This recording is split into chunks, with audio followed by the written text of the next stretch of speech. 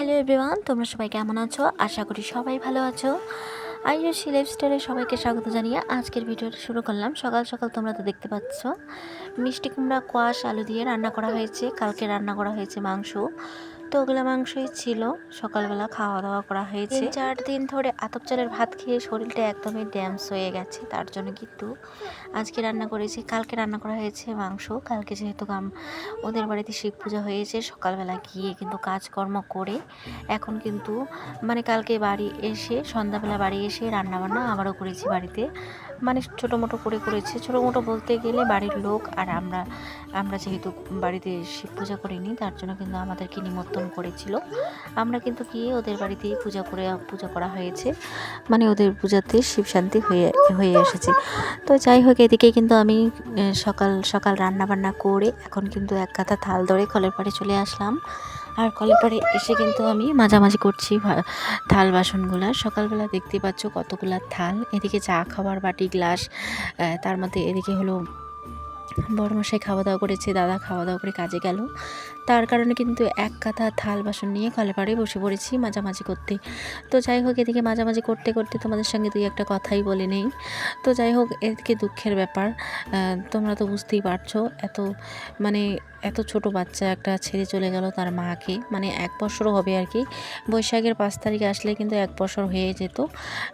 তো যাই হোক, অনেক দুঃখের ব্যাপার। এখনও তো দিদি ভালো করে খাওয়া দাওয়া করেন না, ভালো করে কারোর সাথে কথাই বলেন না, এরকম হয়ে গেছে অবস্থা। আর 7-8 দিন ধরে কিন্তু একটু একটু করে 1 চামচ 2 চামচ করে ভাত খেয়ে আছে। আর শরীরে কিন্তু একদমই শক্তি নেই, তার মধ্যে হাঁটতেও পারে না। হাঁটতে কিন্তু খুবই অসুবিধা হয়, কারণ খাওয়া দাওয়া না করলে কিন্তু এরকম অসুবিধাটা হবেই। তো জোর করে এতবার বলা হয় যে খাওয়া দাওয়া করো, তো খাওয়া দাওয়া তো করতে হবে। তোমার তো আর একটা ছেলে আছে, তাই না? ছেলে আছে, ছেলের জন্য তোমার তো শরীরে শক্তি লাগবে। ছেলের জন্য তোমার তো বেঁচে থাকতে হবে, তাই না? তো যাই হোক, ওগুলো কথা বাদে দিয়ে, ওগুলো কথা যখনই বলি তখনই আর কি মন মেজাজটা অনেকটাই খারাপ হয়ে যায়। তো যাই হোক, আমি কিন্তু বাড়ির এক এক করে কাজবাজ করছি। আর আমার বাড়ির যতক্ষণই না কাজবাজ করি শেষ না করি, ততক্ষণই কিন্তু আমার মাথায় অনেক টেনশন থাকে। তার মধ্যে বাড়ি থেকে বের হতে পারি না। বাড়িতে নানান ধরনের কাজকর্ম আছে। এদিকে গরুকে নিয়ে যাওয়া, গরুকে রাখা, গরুকে জল দেওয়া, অনেক ধরনের কাজবাজ করতে হয়। আর শাশুড়ি মতো একা একে পারে না, তাই না? আমারও হাতে হাতে 2-1টা কাজকর্ম করে দিতে হয়। এদিকে দিনের বেলা তো সারাদিনে কাজ করে কাটিয়ে তারপরে গিয়েছিলাম আলিপুরে গিয়ে মেয়ের LICটা দিয়ে আসলাম। এরকম ব্যাপার আর কি, তোমাদের সঙ্গে শেয়ারই করতে পারলাম না। আর বাড়িতে এসে দেখি এত এত জামা কাপড় অগোছালো হয়ে আছে। এদিকে ঝুড়িতে জামা, র্যাকে জামা, সব কিছুই অগোছালো হয়ে আছে। ভাবলাম যে 2-1টা জামা পরিষ্কার করে রেখে দিই, তাহলে আর কি ভালো লাগবে মনটা। তো যাই হোক, সারাদিনে কিন্তু এগুলা কাজই করছিলাম। বাড়িতে থাকলে অনেক ধরনের কাজকর্ম লেগেই থাকে। তো যাই হোক, জামা কাপড় ধোয়াধুয়ি করেছি। জামা কাপড় ধুইয়ে টুইয়ে কিন্তু কালকে আগের দিনে ধোয়া হয়েছে মশারি, জামা কাপড়। বয়স দেওয়ার সময় কিন্তু মেয়ে ওর পাপাকে রাখছে, তো ওর পাপা তো কাজে চলে গেছে, ওর তো একদমই মনে নেই। আর বারবার বলছে যে পাপা করে রাখছে।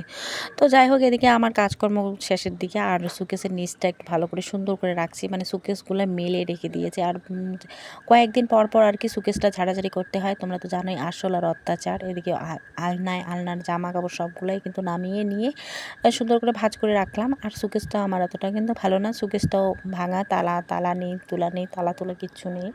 তো যাই হোক, ওরকম করে কিন্তু রাখতে হবে। তাই যেহেতু ঘরেও জায়গা নেই, ঘরে জায়গা থাকলে কিন্তু আরেকটা ছোট আলমারি কেনা যেত।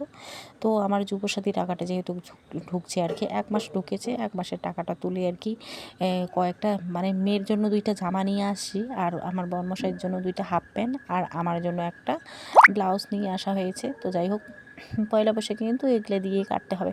আর মন মানসিকতা কিন্তু একদমই ভালো নেই, তোমরা তো বুঝতেই পারছো, তোমরা তো জানোই, তোমাদের সঙ্গে শেয়ার করা হয়েছে। আর এর কি থেকে কি যে হলো, আর কি যে করব কি যে না করব, আতঙ্ক হয়ে যায় আর কি। আর দিদিদের বাড়ি গিয়ে দিদিকে দেখে আসতে হয়, 2-4টা গল্প করে আসতে হয়। ওর তো মনটা একদমই ভালো নেই। হ্যাঁ, তো যাই হোক, এদিকে সন্ধ্যা কিন্তু এখন 5টা বাজে, 5টা সাড়ে 5টা বাজে। তো বর্মশাই কিন্তু কাছ থেকে এসেছে, মেয়ের জন্য তরমুজ নিয়ে এসেছে। সকালবেলা বাহানা করেছে যে তরমুজ খাবে। তো যাই হোক, আরেকটা বিছানা কিন্তু আমার পরিষ্কার করা আর হলো না। তো এদিকে দেখতে তো পাচ্ছ, আমার বর্মশাই কিন্তু হাফ প্যান্টটা পরে নিয়েছে। বলে কি, হাফ প্যান্টটা এত ছোটো নিয়ে আসছো, এরকম বলে। আমি বলি একটু ছোটোই পরো, গরমের দিন তো গরম লাগবে। তার জন্য ছোটো মোটো ছোটো মোটো আর কি হাফ প্যান্ট নিয়ে এসে, তো যাই হোক হাফ প্যান্ট পরে ঘোরাঘুরি করছে আর বলে কি এত ছোটো মানে বারবার করে বলছে এত ছোটো হাফ প্যান্ট নিয়ে এসছো। আমি বলি এত ছোটোই পরো, গরমের দিন অনেকটাই গরম লাগে, আর দিন দিন তুমিও তো আমার মতো মোটা হয়ে যাচ্ছো, এভাবে বলছি। তো যাই হোক এদিকে কিন্তু আমি যখন ভিডিও করছিলাম তখন কিন্তু মেয়ে মোবাইলটা মানে ঝাঁকাঝাঁকি করছিলো, বিছানায় ঝাপাঝাপি করছিলো, মানে তরমুজ নিয়ে এসেছে বলে লাফালাফি করছিল।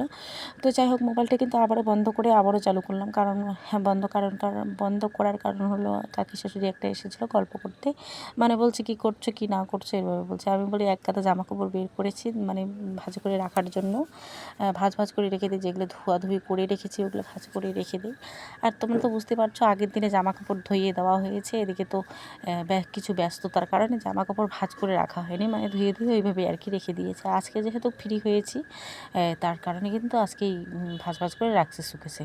তো জামা কাপড় ধোয়া জামা কাপড়গুলো শুকেছে রেখে দিলাম, আর যেগুলা ছোটো ছোটো জামা কাপড়গুলো যেগুলো ধুয়ে দেওয়া হয়েছে ওগুলো আর কি রেখে দেওয়া হচ্ছে আর কি। এদিকে ধরে নাও আরশোলার অত্যাচারে কিন্তু আমি সপ্তাহে সপ্তাহে একবার বা দুইবার, সপ্তাহে বা মাসে 4-5 বার করে আর কি ঝাড়াঝাড়ি করি। ধরে নাও র্যাক ঝাড়াঝাড়ি করি, এদিকে রয়েছে আমার আলনাটা, এগুলো ঝাড়াঝাড়ি করে রাখি, নাহলে কিন্তু আরশোলা যেদিক দিয়ে হাঁটবে ওদিকে কিন্তু গন্ধ করে আর কি। তো যাই হোক ঝাড়াঝাড়ি কিন্তু কমপ্লিটের দিকে। এদিকে আমার মেয়ের কাণ্ড দেখো, বসে পড়েছে চশমা একটা নিয়ে। তো চশমাটা অনেক খোঁজাখুঁজি করার পরে কিন্তু পেলাও আর কি র্যাকে। তো যাই হোক চশমার জন্য কিন্তু আজকে কসমো বাজারে গিয়ে কান্নাকাটি শুরু করে দিয়েছে। আমি বলি যে বাড়িতে তোমার চশমা আছে, আবার চশমা নিয়ে কী করবা? আর কান্নাকাটি শুরু করে, বোঝে তো না, কান্নাকাটি করে মানুষের সামনে মারতেও পারি না। বাড়িতে থাকলে তো ঠুকঠাক করে দিতে বসিয়ে দিতাম আর কি মার। তো যাই হোক এদিকে আমি বাড়ি এসে কাজে লেগে পড়েছি। আর সারাদিন মাকড়সার জালগুলো, এদের রাত্রিবেলা মাকড়সার জালগুলো কিন্তু বেশিই দেখা যাবে, তার জন্য 2-1টা মাকড়সার জালও ঝেড়ে নিলাম। এদিকে এমনিতে ধরে নাও কাঁচা মাটির বাড়ি, তার মধ্যে এদিকে নোংরা হয়ে থাকে সারাক্ষণই, এদিকে আবার মাকড়সার জাল দেখলে আমার পুরো রাগ হয়ে ওঠে। তো যাই হোক মাকড়সার জালগুলোও ছেড়ে নিলাম। আর তোমাদের সঙ্গে ভালো ভালো ভিডিও দেওয়ার অনেকটাই চেষ্টা করি, কিন্তু আমার যে ভিডিও দেওয়া হয় না। আর সারাদিনে তোমাদের সঙ্গে যে সাজিয়ে গুজু করে ভিডিও বানাবো তাও আর হয় না।